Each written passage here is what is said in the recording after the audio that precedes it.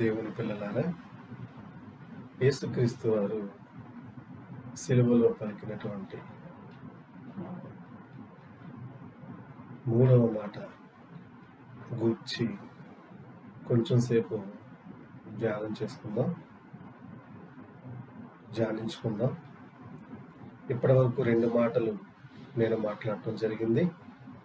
మొదటి మాట, తండ్రి వీరేమి చేయుచున్నారు, వీరు ఎరుగరు గనుక వీరిని క్షమించు. అలాగే రెండవ మాట, మరి మీకందరికీ తెలిసినటువంటి మాట.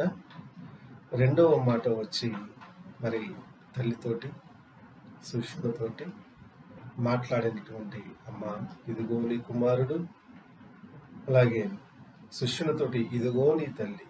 ఇది రెండవ మాట.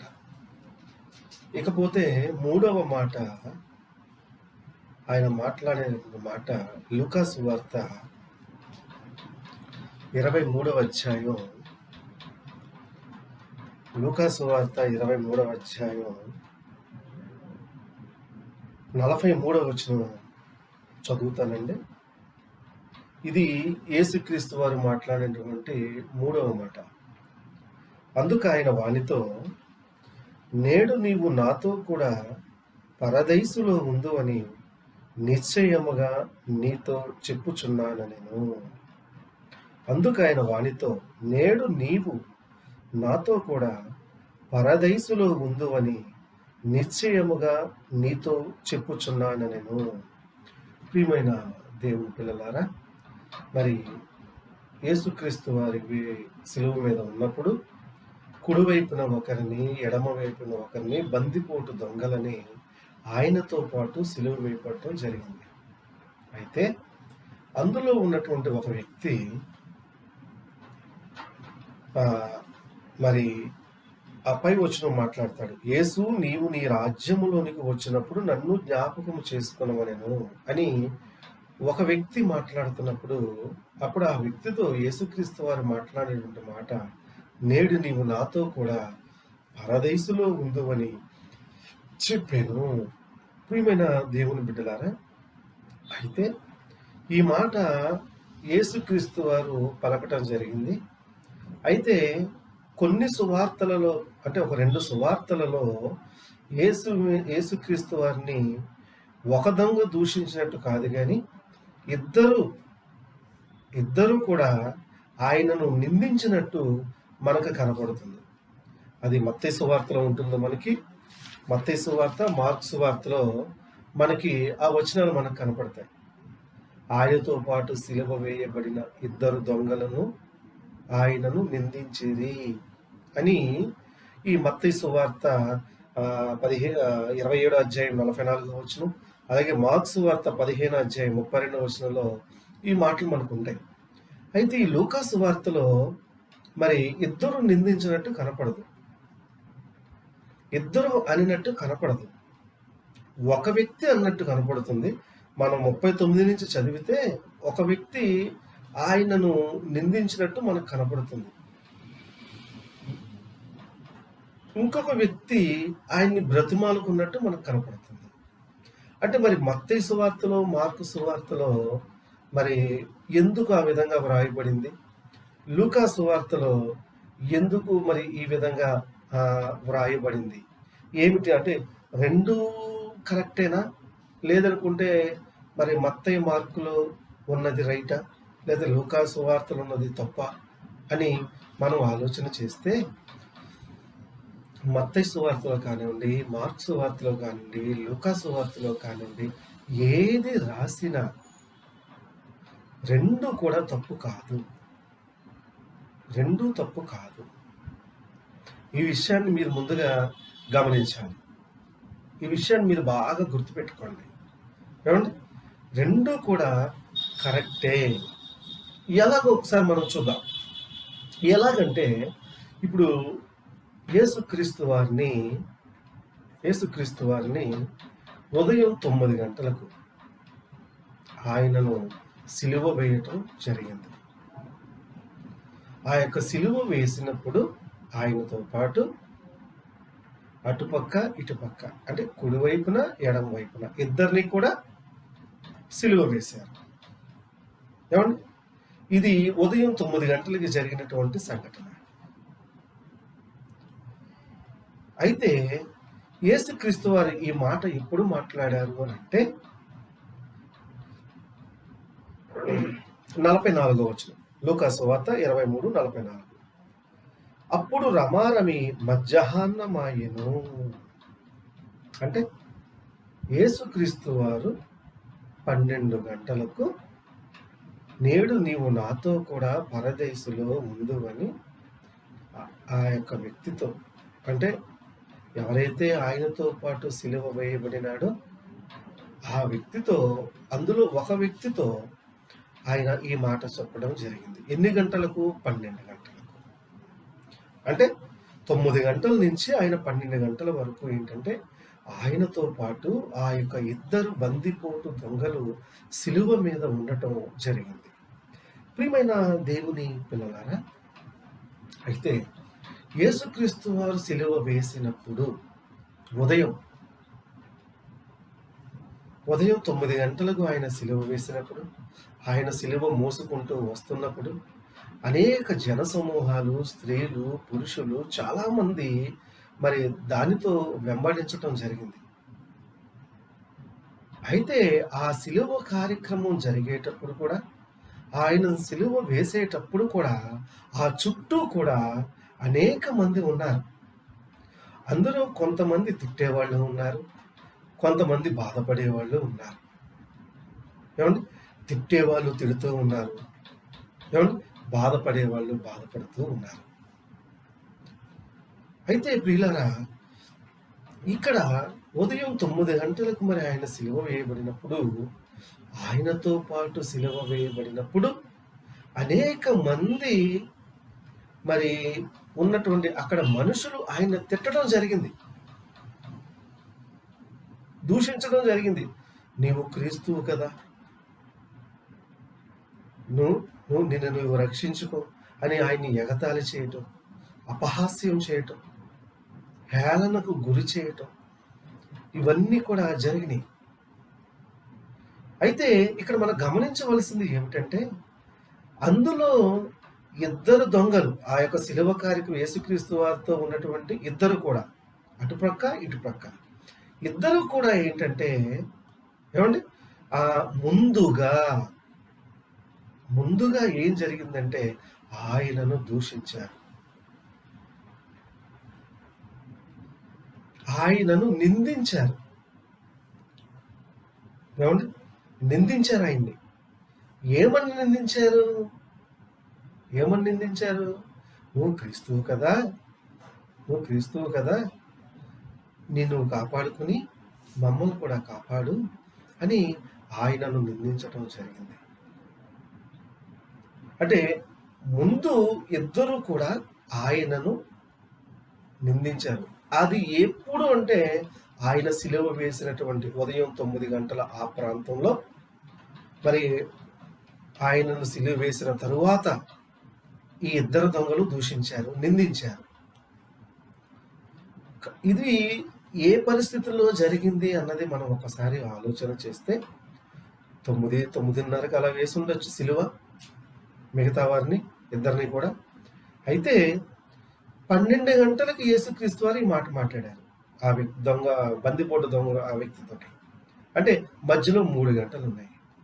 అంటే ముందుగా అందులో ఉన్నటువంటి ఒక దొంగ కూడా, అంటే వేరొక దొంగ ఎలాగా నిందించాడు, ఆయన నిందించడం జరిగింది. వేరొక దొంగ కూడా ఆయన నిందించాడు. ఇది ఏ పరిస్థితుల్లో జరిగింది అని అంటే, ఆవేశంలో, అనాలోచితంగా, ఆలోచించకుండా అనాలోచితంగా ఆవేశంగా ఆయనను దూషించటం జరిగింది. అయితే సమయం గడిచిన తరువాత ఏమండి, అతనిలో ఏంటంటే మార్పు అనేది ప్రారంభమైందండి. ఎందుకంటే ఆయన్ని దూషించటం కానివ్వండి, ఆయనకి బాధ పెట్టడం కానివ్వండి, ఇవన్నీ కూడా చూసి ఏమండి, ఆ యొక్క వేరొక దొంగ మార్పు చెందాడు.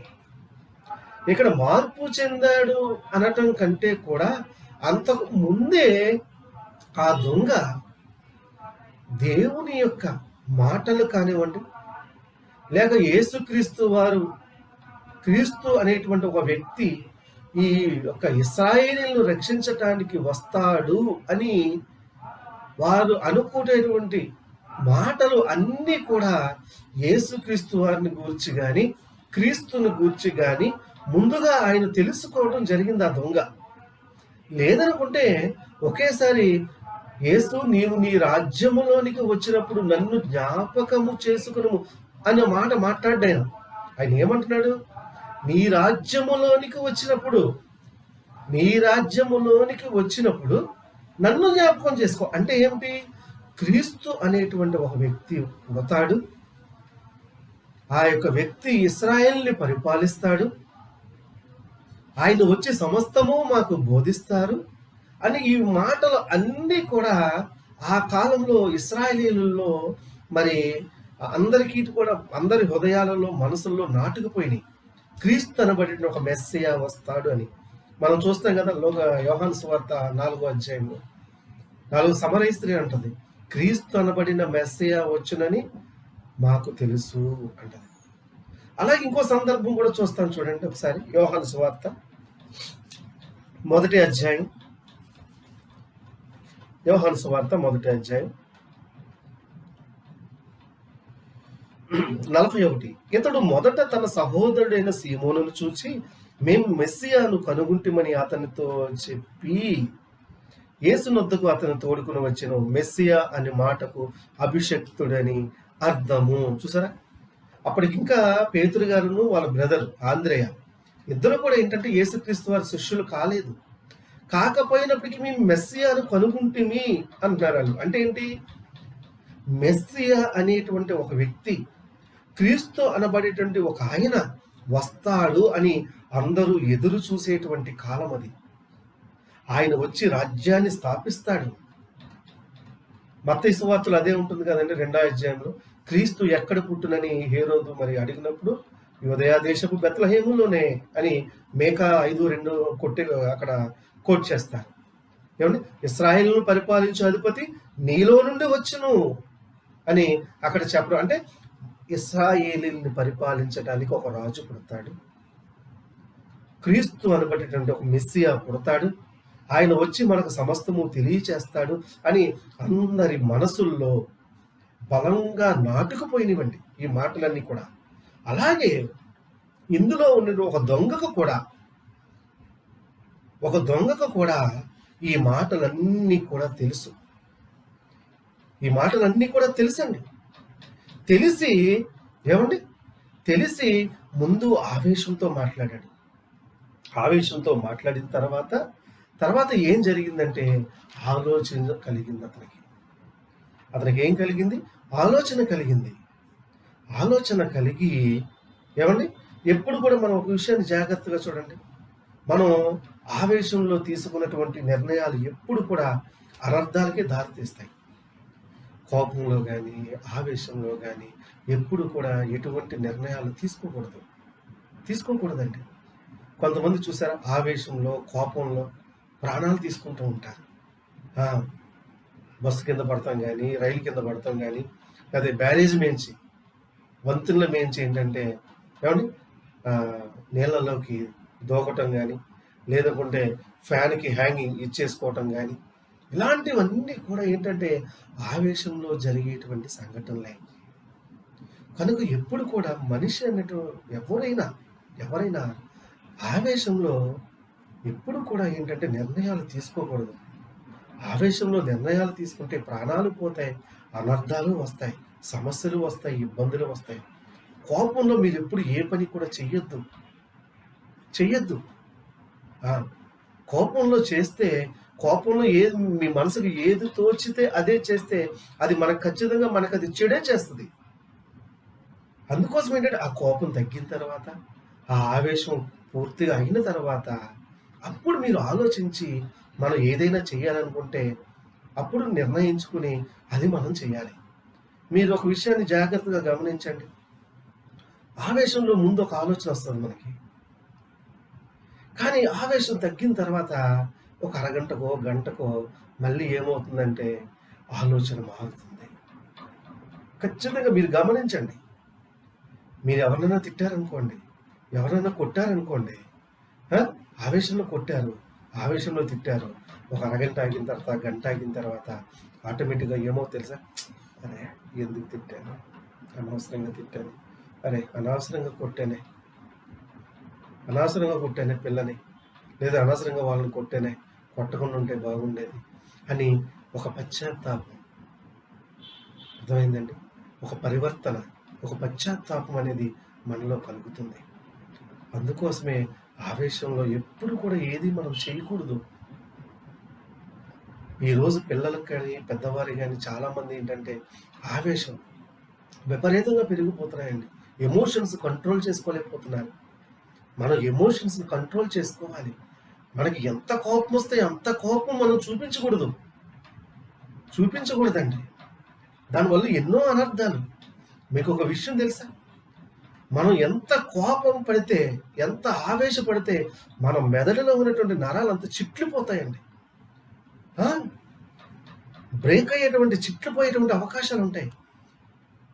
అర్థమైందండి? కనుక ఆవేశాన్ని అణుచుకోవాలి. కోపానికి కూడా ఒక లిమిట్ అనేది పెట్టుకోవాలి. ఎంత కోపం ఉంటే అంత కోపంతో మనం మాట్లాడకూడదు. కనుక ముందు ఆవేశంలో ఒక ఆలోచన కలిగితే కొంచెం సేపు అయిన తర్వాత ఆవేశం, కోపం తగ్గిన తర్వాత ఇంకొక ఆలోచన కలుగుతుంది. రెండిటిలో ఏది కరెక్టు అని మనం ఆలోచన చేస్తే రెండోదే కరెక్ట్ అవుతుంది. ఎందుకంటే నిదానంగా ఆలోచించి తీసుకున్నటువంటి నిర్ణయం కాబట్టి. అలాగే ఇక్కడ దొంగ కూడా ఏం చేశాడంటే ముందు ఆవేశంలో మాట్లాడేశాడు. వేరొక దొంగతో కలిసి నిందించాడు ఆయన్ని.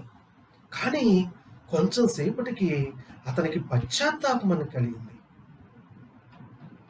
అతనికి మార్పు అనమాట అది. పశ్చాత్తాపం, మార్పు కలిగింది. చూడండి ఒకసారి ఆ వచనం చదువుదాం మనం. లూకాసు వార్త 23వ అధ్యాయం 39 నుంచి చూద్దాం. వేలాడవేయబడిన ఆ నేరస్తులలో ఒకడు ఆయనను దూషించుచు, నీవు క్రీస్తువు గదా, నిన్ను నువ్వు రక్షించుకునుము, మమ్మును కూడా రక్షించమని చెప్పాను. చూసారా? ఈ దొంగ ఏమంటున్నాడంటే వేలాడదీయబడినటువంటి వారిలో ఒక దొంగ, నువ్వు క్రీస్తువు కదా,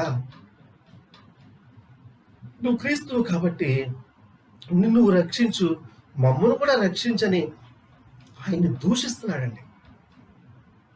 ఆయన్ని దూషిస్తున్నాడు. అంటే నిన్ను నువ్వు కాపాడుకుని మమ్మల్ని కూడా కాపాడు అని ఆయన దూషించడం జరిగింది. కానీ ఆ తర్వాత ఏం జరిగింది చూడండి. అయితే రెండవ వాడు వానిని గద్దించి, చూసారా? ఈ రెండవ వాడు ఏం చేశాడంటే వాడిని గద్దించాడు. తప్పు, అలా మాట్లాడకూడదు, నువ్వు మాట్లాడేది కరెక్ట్ కాదు, ఏదో ఆవేశం, ఇంకా నువ్వు ఆవేశంలోనే ఉన్నట్టున్నావు, కరెక్ట్ కాదది, అలా మాట్లాడకూడదు అని అతన్ని గద్దించి, నీవు అదే శిక్షా విధిలో ఉన్నావు కనుక దేవునికి భయపడవా. చూసారా? ఆయన అనిపిస్తున్నట్టే మనం కూడా అనుభవిస్తున్నాము. ఇంకా ఆయన ఎక్కువ అనుభవించాడు. ఏమంటే కొరడాలతో కొట్టారు, ఉమ్ము వేశారు, గుద్దారు, కొట్టారు, ఏమంటే పిడిగుద్దులు గుద్దారు, ముళ్ళ కిరీటం కూడా పెట్టారు, కొరడాలు అన్నీ తిన్నాడు ఆయన. మనకంటే ఎక్కువ అనిపించాడు. ఏమంటే నీవు కూడా అదే శిక్షా విధిలో ఉన్నావు కనుక దేవునికి ఎప్పుడు కూడా దేవునికి భయపడవా? ఇటువంటి పరిస్థితుల్లో అంటే మనం చనిపోతున్నాం, మనకు మరణం తథ్యం, మనకు మరణం అనేది తథ్యం. ఇక మనం బ్రతుకుతామని ఆశ లేదు. ఇక మనం చివరి దశలో ఉన్నాం. మనం ఇలాంటి సమయంలో కూడా దేవునికి భయపడకపోతే ఎలా? దేవునికి భయపడాలి కదా. మరణం వచ్చినప్పుడైనా దేవునికి భయపడకపోతే ఇక నువ్వు మనిషివేంటి అని రెండవ వాడిని గద్దించాడు. అంటే ఈ యొక్క ఎవరైతే గద్దించారో ఆ వ్యక్తి దేవునికి భయపడ్డాడు. దేవునికి భయపడ్డాడు అంటే అర్థం ఏంటంటే, ప్రియమైన దేవుని పిల్లలారా, అతనిలో మార్పు అనేది ప్రారంభమైంది. అర్థమైందా? అమ్మో, నేను ఈ తప్పు చేశాను, అమ్మో! దేవుడు నన్ను శిక్షిస్తాడనుకుంటా. దేవుడు నన్ను నన్ను కొడతాడనుకుంటా. నాకు గాయం చేస్తాడనుకుంటా అని భయం అనేది ప్రారంభమైతే రెండోసారి నువ్వు అది చెయ్యవు నువ్వు. అర్థమైందా? ఇక్కడ ఈ దొంగ ఏంటంటే ఏం చెప్తున్నాడు చూడండి కిందకి. మనకైతే ఇది న్యాయమే. మనము చేసిన వాటికి తగిన ఫలము పొందుచున్నాము గాని ఈయన ఏ తప్పిదమూ చేయలేదని చెప్పాను. చూసారా? మనం చేసిన వాటికి అనుభవిస్తున్నాం శిక్ష. మనకు కరెక్ట్. ఎందుకంటే మనం తప్పులు చేసాం. కానీ ఈయన ఏ తప్పు చేయలా. ఈయన ఏ తప్పు చేయకుండా శిక్ష అనుభవిస్తున్నాడు. మనమేమో తప్పు చేసాం. మనం తప్పు చేశాము అని మనం ఎప్పుడైతే ఒప్పుకుంటామో మనలో మారు మనసు ప్రారంభమైనట్టండి. ఎస్, నేను తప్పు చేశాను. నేను చేసిన తప్పే. అందుకోసమే నాకు ఈ శిక్ష. ఇది వచ్చింది నాకు అని నువ్వు ఎప్పుడైతే ఆలోచన నీకు కలిగిందో నీకు మారు మనసు కలిగినట్టే. అందుకోసం అతను దేవునికి భయపడ్డాడు. దేవునికి భయపడ్డాడు. అప్పటి వరకు ప్రజలలో ఉన్నటువంటి ఆయన యొక్క ఏవైతే మాటలు ఉన్నాయో, క్రీస్తనబడినటువంటి మెస్సియా వస్తాడు, ఆయనే రాజు, ఆయన రాజ్యాన్ని స్థాపిస్తాడు, ఇశ్రాయేలునందరినీ పరిపాలిస్తాడు అన్నటువంటి మాటలు ఇవన్నీ కూడా ఆయన యొక్క మనసులో గుర్తొచ్చినాయండి.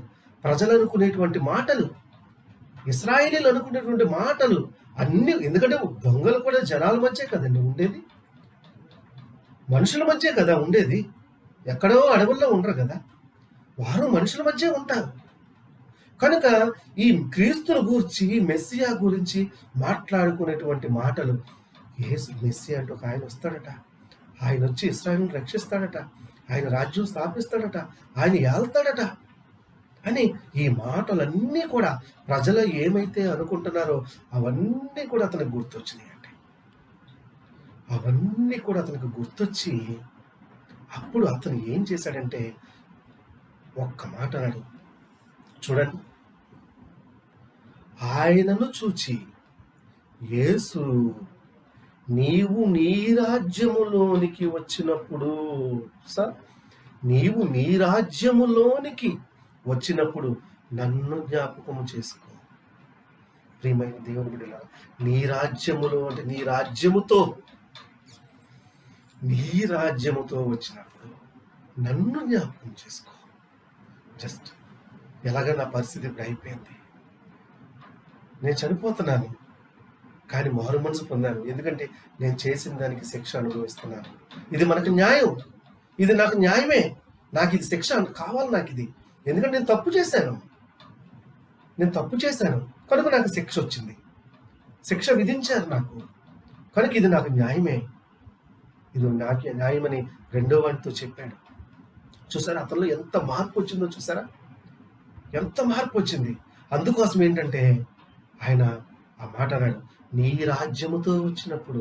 ఈయన రాజ్యం గురించి ఎలా తెలుసండి దొంగకి?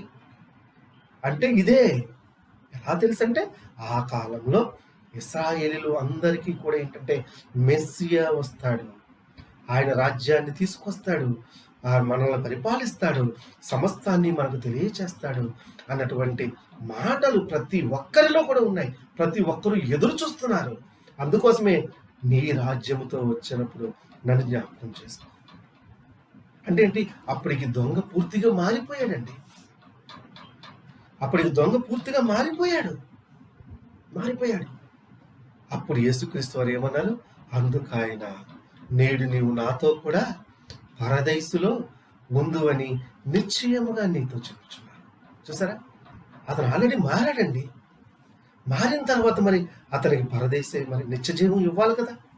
అతనికి అంతకుమించే అవకాశం లేదు. ఏ మనిషి మారకూడదా? ముందు ఒక ఆలోచన వచ్చి ఆ ఆలోచన తప్పు, నేను ఆయన నిందించడం తప్పు, ఆయన నేను దూషించడం తప్పు అని తెలుసుకున్నాడు. తర్వాత మళ్ళీ ఆలోచన మారలేదా? ఏమండి, మనం చాలా పాఠ్యపుస్తకాల్లో కూడా చదువుకున్నాం కదా మనం. ఏమండి, బుద్ధుడికి జ్ఞానోదయం ఎక్కడ కలిగిందంటే బురద చెట్టు దగ్గర, బురద చెట్టు కాదు, బోధి చెట్టు దగ్గర జ్ఞానోదయం అయిందట. మనం పుస్తకాల్లో చదువుకున్నాం. మరి చదువుకున్నది నమ్ముతున్నారు కదా. చదువుతుంది జ్ఞానోదయం కలిగిందని అప్పటి వరకు అతను బ్రతికినటువంటి బ్రతుకు కాకుండా ఆ చెట్టు దగ్గర కూర్చున్నప్పుడే అతనికి జ్ఞానోదయం అయిందట. బోధి చెట్టు దగ్గర. ఏమండి? ఎక్కడో బీహార్ రాష్ట్రంలో. మరి అలాంటప్పుడు ఏమండి? దొంగ మారటానికి అవకాశం లేదంటారా?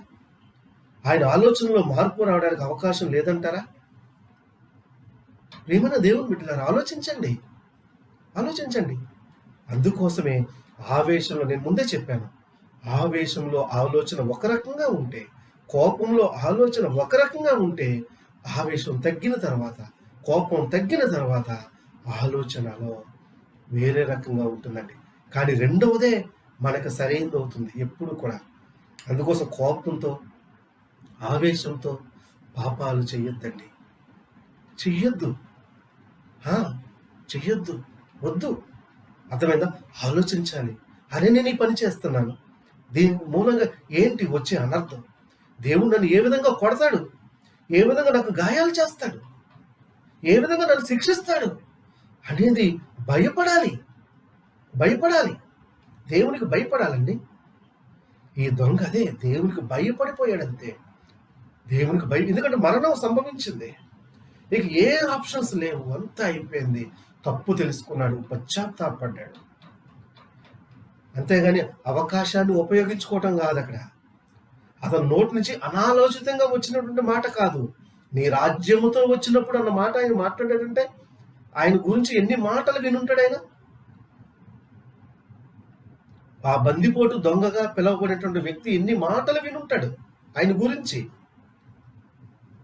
ఎన్ని మాటలు వినుంటాడు చూడండి. అందుకోసమే ఆయన పశ్చాత్తాపడ్డాడు. ఆ దొంగ మారాడు, మారు మనసు పొందాడు. అది యేసుక్రీస్తు వారు గమనించారు. అది యేసుక్రీస్తు వారు తెలుసుకున్నారు. ఎందుకంటే మనుషుని ఆంతర్యము ఆయనకు తెలుసు. ఈ మనిషి నిజంగా మాట్లాడుతున్నాడా? ఆలోచించి మనసు మారి బుద్ధి తెచ్చుకుని మాట్లాడుతున్నాడా? లేదనుకుంటే నన్ను ఉపయోగించుకోవడానికి మాట్లాడుతున్నాడా అనేది యేసుక్రీస్తు వారికి తెలిసిపోతుంది. తెలుస్తుందండి. అందుకోసం ఆయన వెంటనే నేడు నీవు నాతో కూడా పరదైసులో ఉందు అని నిశ్చయముగా, నిశ్చయము అంటే ఇది ఖచ్చితంగా చెప్తున్నాను. నేను చనిపోయిన తర్వాత నేను పరదేశుకు వెళ్తాను. నేను. నువ్వు కూడా నాతో పాటే వచ్చేస్తావు. నువ్వు కూడా నేడు నువ్వు నాతో కూడా అంటే ఈ రోజు నువ్వు చనిపోతావు. నేను చనిపోతాను, నాతో పాటు నువ్వు చనిపోతావు. నువ్వు చనిపోయిన తర్వాత నువ్వు ఎక్కడికి వస్తావు తెలుసా? నేను వెళ్ళే చోటుకే నువ్వు కూడా వస్తావు. ఆ చోటు ఏంటో తెలుసా? పరదేశు. అదే పరదేశికి నాతో పాటు నువ్వు వస్తావు. నిశ్చయం అంటే ఇది ఖచ్చితం అనమాట. ఇప్పుడు అతను బాప్తీసం తీసుకోవడానికి అవకాశం లేదు అక్కడ. అవకాశం లేదండి. దొంగ సిలువ మీద దిగి వచ్చి బాప్తీసం తీసుకోవడానికి అవకాశం లేదు. అలాని ఒక మనిషి మారు మనసు పొందాడు, పశ్చాత్తాపడ్డాడు, దేవుడికి భయపడుతున్నాడు. నిజంగా రియల్గా భయపడుతున్నాడు. రియల్గా పశ్చాత్తాపం, రియల్గా మారు మనసు. కానీ మరి అలాంటి వ్యక్తిని ఏం చేయాలి? యేసుక్రీస్తు వారు వదిలేయాలా? నాకెందుకులే అని చెప్పి ఆయన ఒక్క ఆత్మ కూడా ఏమండి నరకానికి వెళ్ళటానికి ఆయనకి ఇష్టం లేదండి. ఆయన ఇష్టపడడు. అందుకోసం వెంటనే ఇచ్చేసాడంతే. వెంటనే నేడు నువ్వు నాతో కూడా పరదేశంలో ఉంటే ఎక్కడికి వెళ్తారంటే పరదేశంలో ఉన్న వారు ఎక్కడికి వెళ్తారు? పరదేశంలో ఉన్నవారు వెళ్ళేది తర్వాత పరలోకానికే. అర్థమైందా? వెంటనే ఆయనకి మరి ఆ బందిపోటు దొంగకి ఏమండి పరలోకాన్ని, నిత్య జీవాన్ని ఇవ్వటం జరిగింది. నిజంగా ఆ యొక్క దొంగ నిజంగా ఎంత మారాడండి. ఎంత మారాడు. మనం కూడా మారాలి. దొంగలాగా ఏంటంటే అతనికి ఏంటంటే అవకాశం, ఆ అవకాశం మరి దేవుడు ఇవ్వలేదు, యేసుక్రీస్తు వారు ఇవ్వలేదు. అర్థమైందా? అతను మారాడు. సరే ఏదైతే అయింది, నేను ఇక నుంచి ఇలా ఉండాలి, చేసిన తప్పే నేను తప్పే చేశాను, అందుకోసమే నాకు ఈ శిక్ష అని దేవుడికి భయపడి ఇవన్నీ కూడా మాట్లాడి నన్ను కొంచెం జ్ఞాపకం చేసుకో అన్నాడంతే. నువ్వు కొంచెం నిన్ను జ్ఞాపకం చేసుకోవడం ఏంటి? నువ్వు నాతో పాటే పరదేశకు వచ్చేస్తావు అని యేసుక్రీస్తు వారు చెప్పడం జరిగింది. ఎంత సంతోషకరమైన విషయం అండి. అందుకోసమే మనకి కూడా మరణం అనేది ఎప్పుడు వస్తుందో ఎవరికి తెలియదండి. తెలియదు. ఇప్పుడు నేను బయటికి వెళ్తున్నాను నేను. బండి మీద బయటికి వెళ్తున్నాను. ఏ లారీయో గుద్దొచ్చు, ఏ బస్సో గుద్దొచ్చు, ఏ ట్రైనో గుద్దొచ్చు, లేదు వేరే పడొచ్చు. నేను జాగ్రత్తగానే వెళ్తాను. ఎదుటివాడు జాగ్రత్తగా వస్తాడని గ్యారంటీ ఉందా? లేదు. అంటే మరణం ఎలా అయినా సంభవిస్తది. మరణం ఎలా అయినా వస్తది. కానీ మరణం ఎలా వచ్చినా, మన చావు ఎలా వచ్చినా గానీ అప్పటికి మనం సిద్ధపడి ఉండాలి. అంటే ప్రతి నిమిషం మనం సిద్ధపాటు కలిగి ఉండాలండి. ప్రతి మనిషి, ప్రతి సమయం, ప్రతి సెకను, ప్రతి నిమిషం మనం సిద్ధపాటు. అంటే ఎప్పుడొస్తే అప్పుడు వెళ్ళిపోవటం అంతే. అంత సిద్ధపాటు క్రైస్తవునికి అవసరం అండి. అదే దీని నుండి మనం నేర్చుకునేది. సిద్ధపడాలి. సిద్ధపడాలండి. అలాగే మనం బ్రతకాలి. ప్రతి నిమిషం, ప్రతి నిమిషం ఎప్పుడొస్తే అప్పుడు వెళ్ళిపోవడం. చక్కగా, హ్యాపీగా, సంతోషంగా అలా ఉండాలి అంతే. అమ్మో చచ్చిపోతానేమో అని చావుకి భయపడకూడదండి. క్రైస్తవుడు ఎప్పుడు చావుకు భయపడ్డు. క్రైస్తవుడు ఎప్పుడు చావుకు భయపడండి. చావుని ధైర్యంగా ఎదుర్కొంటాడు. ఎందుకంటే చనిపోయి ఎక్కడికి వెళ్తారు? కన్న తండ్రి దగ్గరికి వెళ్తారండి. మన తండ్రి దగ్గరికి మనం వెళ్తున్నాం. ఎంత ఆనందం, ఎంత సంతోషం అండి. ఇంకా మనం బాధపడతామేంటి, భయపడతామేంటి? పిచ్చితనం కాకపోతే. ప్రియమైన దేవుని బిడ్డలారా, ఆలోచించండి. దీని మూలంగా యేసుక్రీస్తు వారు మనకు చెప్పేది ఏంటో తెలుసా? ప్రతి నిమిషం సిద్ధపాటు. మెలకువగా ఉండడు అన్నాడు. అందుకోసమైనా ఎలా ఉన్నాడు? మెలకువగా అంటే ఏంటి? నిద్రపోమని కాదు, నిద్రపోకుండా మెలకువగా ఉండమని కాదు. అర్థమైంది? మన మనసు, మన హృదయం ఎప్పుడు కూడా అలర్ట్. పాపం అనేది అంటుకోకుండా, పాపంతో మనం స్నేహం చేయకుండా, పాపంతో సహవాసం చేయకుండా మెలకువ సిద్ధపాటు. అదేనండి యేసుక్రీస్తు వారు మనకు చెప్పినటువంటి ఈ మాట. ఓకే, నెక్స్ట్ ఇంకో మాట తర్వాత ఇంకోసారి మళ్ళీ చెప్పుకుందాం. Thank you.